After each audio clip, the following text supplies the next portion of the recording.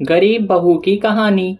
रेखा जी अभी अभी अपने पति मुकुल जी के लिए कॉफी बनाकर किचन से निकली ही थीं कि सामने से लता को आता देखकर उनका पारा चढ़ गया। जब सारा काम हमें ही करना है तो तुम्हारा क्या काम है यहाँ? तुम्हें पता नहीं है कि हमें सुबह उठते ही कॉफी पीने की आदत है। माँ जी, मैं जा ही रही थी, लेकिन रवि को जल्दी ऑफिस जाना था। उनके कपड़े प्रेस करने में टाइम लग गया। बस हर बात में बहाना पहले ही तैयार रहता है। लता को शादी करके आए अभी केवल 4 महीने ही हुए थे। यहाँ आकर उसे ऐसा लगने लगा था कि जैसे किसी जेल में आ गई है। उसे कहीं जाना हो तो परमिशन लेनी पड़ती थी, कोई गलती हो जाए तो पनिशमेंट मिलता था। सास ससुर और पति तीनों ही एक सुर में उसका विरोध करते थे।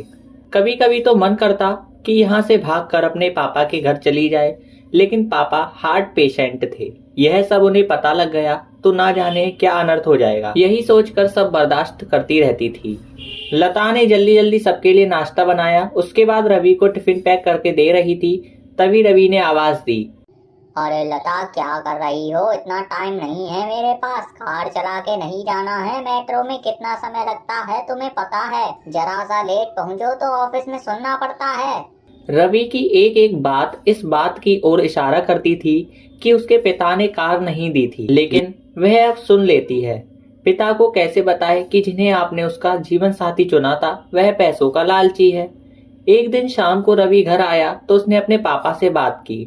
अब मुझसे नौकरी नहीं होती है। वो आपके पुराने दोस्त शर्मा जी हैं, मोटर पार्ट बनाते हैं। मैं चाहता हूँ कि उसकी सप्लाई शुरू करूँ। लेकिन बेटा, उसके लिए तो कम से कम 10 लाख रुपए चाहिए होंगे। वो कहाँ से आएंगे? वही सोच रहा हूँ। तभी वहां लता आ जाती है। लता, तुम अपने पापा से कुछ पैसे उधार ला सकती हो। लता का सब्र जवाब दे चुका था। रोज रोज के तानों से दुखी होकर उसने जवाब दिया, रवि, मेरे पिता के भरोसे मत रहना। उन्होंने मेरी शादी करके अपना फर्ज पूरा कर दिया। अगर आपको नौकरी करने में दिक्कत है तो मुझे जॉब करने दो, दोनों मिलकर कमाएंगे। यह सुनकर रवि का पारा चढ़ गया। क्या बकवास कर रही हो? ज्यादा जुबान नहीं चलने लगी है तुम्हारी? रवि, मैं बहुत बर्दाश्त कर चुकी हूँ, इसीलिए मैंने जॉब करने का फैसला किया है। नहीं, हमारे घर में यह सब नहीं होता। तुम्हें जॉब करनी है तो अपने घर चली जाओ। मुझे पता था आप यही कहेंगे। मैंने वकील से बात कर ली है। मैं जल्दी ही तलाक दे दूंगी तुम्हें। यह सुनकर रवि और उसके पिता के हाथ पांव फूल गए। तभी रेखा जी वहां आती हैं। देख लिया बहू को सिर पर चढ़ाने का नतीजा। निकाल दे इसको घर से बाहर। ठीक है, मैं पुलिस को फोन कर देती हूँ। आप मेरा सारा सामान और दहेज वापस कर दीजिए। साथ ही हर महीने अपने पति की कमाई का आधा हिस्सा मैं कोर्ट से ले लूंगी। इस मकान में भी मेरा हिस्सा है, आधा मकान मेरे नाम कर दीजिए। सुनो, ये क्या कह रही है?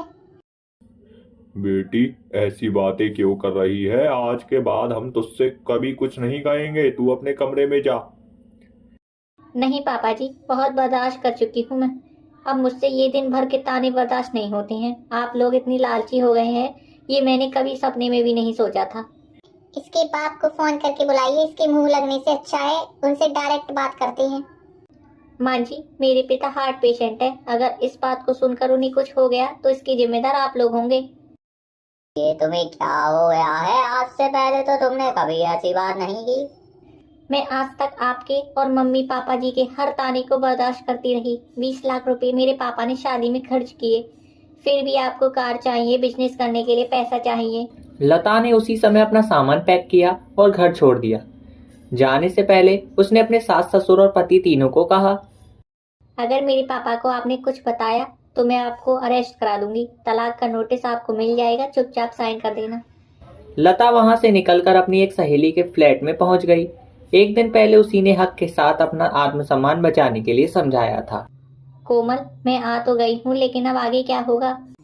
चिंता मत कर, मैंने बात कर ली है। मेरे ऑफिस में जगह खाली है। कल से तू जॉब करेगी और मेरे साथ रहेगी। 1 महीने तक जॉब करने के बाद लता एक दिन अपने घर में जाती है और पिताजी को सारी बात बताती है। उसकी बात सुनकर उसके पिता कहते हैं, बेटा, तूने मुझे क्यों नहीं बताया?